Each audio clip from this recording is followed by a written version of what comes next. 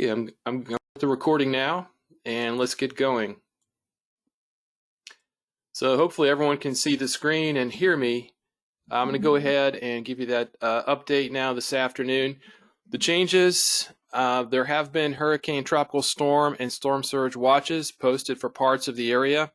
Confidence has increased somewhat today with the track of the storm now looking more likely to be up into either southwest Louisiana or into the Beaumont-Port Arthur area, and then tracking north from there. There is still some uncertainty, though. The Hurricane Center wanted to make that clear that a shift west is still possible in the track.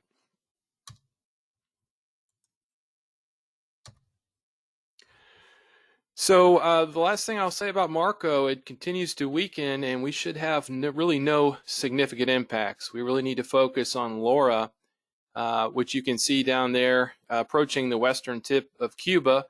Once it comes free from that, it tracks out over the Gulf and has the potential to intensify. So that's the concern. Where is Laura going? Is it going to come into Texas or perhaps curve up into Louisiana? As we've gone through the day, some of those models that were tracking straight into Texas have now gone into the camp that tracks it more along the center of the cone up into southwest Louisiana and up near the Texas border. So there is a little bit of increasing confidence in that. We'd like to see that maintain, over the next day or so, those model trends. Hurricane Center did note there was some guidance still wanting to shift it into Texas, so we're not completely in the clear, but if it were to make that turn to our east, it would be lesser impacts for our area. Here's a look at the track from Laura, and you could see the cone there. Really, the center of the cone tracking straight up western portions of Louisiana.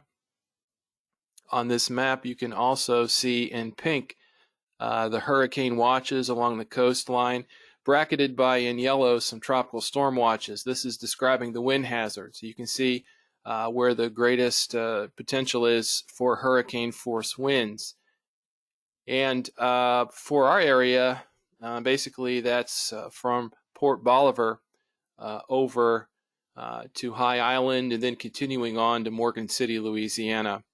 And we do have a tropical storm watch in effect from Port Bolivar to San Luis Pass. I'll show you the counties on the map that are in those watches and warnings at the end. There's also a storm surge watch in effect from San Luis Pass to Ocean Springs, Mississippi for the potential for life-threatening surge. As I said, the Hurricane Center wanted us to add that additional hurricane watches may be required if the forecast shifts westward tonight and Tuesday. So just be aware of that. We've got to keep monitoring that storm and any forecast changes. Here's a look at these wind probabilities, again showing you the greatest likelihood of tropical storm force winds being right there into western Louisiana and far eastern Texas. But even into, as you go farther southwest down the coast, the chances come down, but they're still quite high of seeing tropical storm force winds, really all the way down to San Luis Pass and beyond. And then they start to drop further as you get down to Matagorda Bay.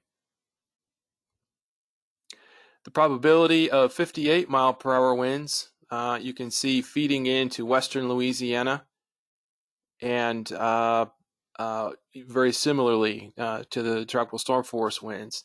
Greater chances there and also along the Louisiana-Texas border, and then gradually dropping off as you get down the coast. But keep in mind, look where the storm is now and where it needs to go. It's got still quite a bit of ground to cover. It wouldn't take much of a shift to bring it more into our area, so we still have to watch it. Hurricane force winds probabilities over the next 5 days. Again, you see the focus on southwest Louisiana and far eastern Texas. Again, subject to change if there is a shift in the track. If it were to stay on this more easterly track, it would be a very close call for us, but we would miss the more significant winds. We do have parts of our area, of course, in that hurricane watch, mainly east of Port Bolivar, and so those counties being on the western fringe, still a pretty decent chance at seeing some hurricane force winds, even with that slightly more easterly track. So when does the winds arrive? As we've been talking about, this hasn't changed a whole lot.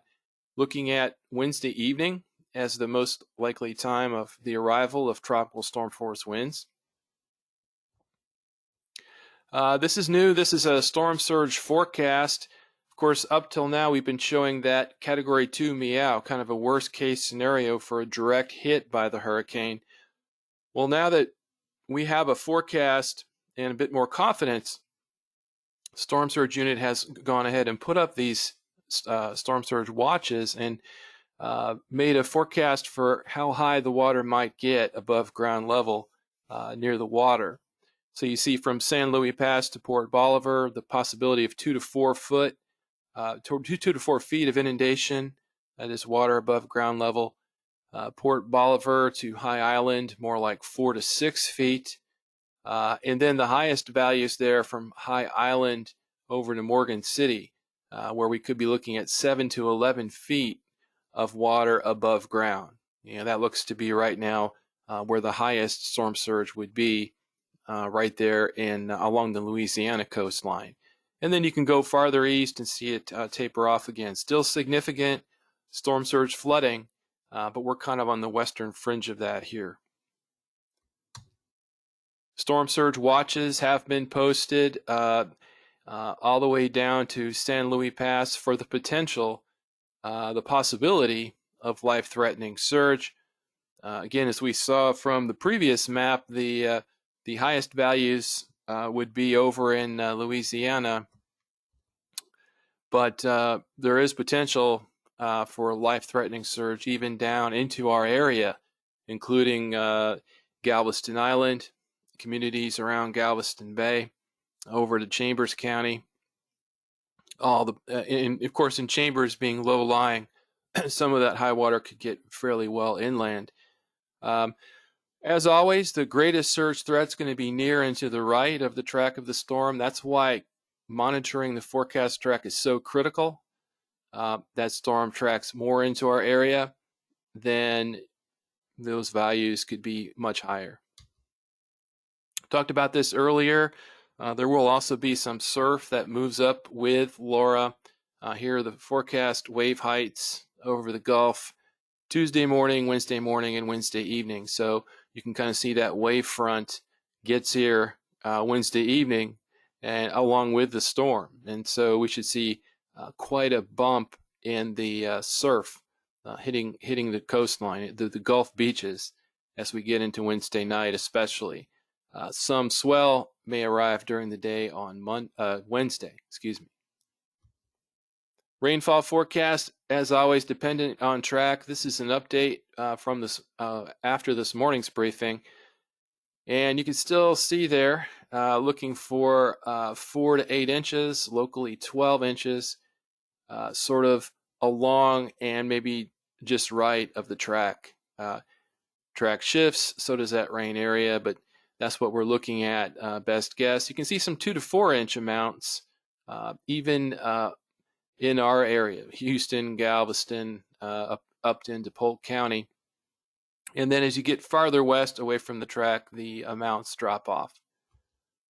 Flash flood potential is going to be more over our eastern zones if the track holds, and the highest chances again over Louisiana and perhaps far east Texas. So the confidence has come up somewhat as far as the track and intensity. It is forecast still to be a Category 2 at landfall, perhaps a Category 3 if it's just a bit stronger. And it's more likely looking like a southwest Louisiana, maybe far east Texas track. But as the Hurricane Center points out, they open the possibility that they may have to move the track a bit west again. Confidence has increased in the forecast track, but we're not totally locked into it yet. So a shift west would bring perhaps hurricane watches to more of our area and greater impacts If not, then we'll see lesser impacts as the storm tracks very close to us, but just to our east up into Louisiana. Next webinar, 10:30 p.m. tonight. Lance will be leading that one. And at this point, we'll go ahead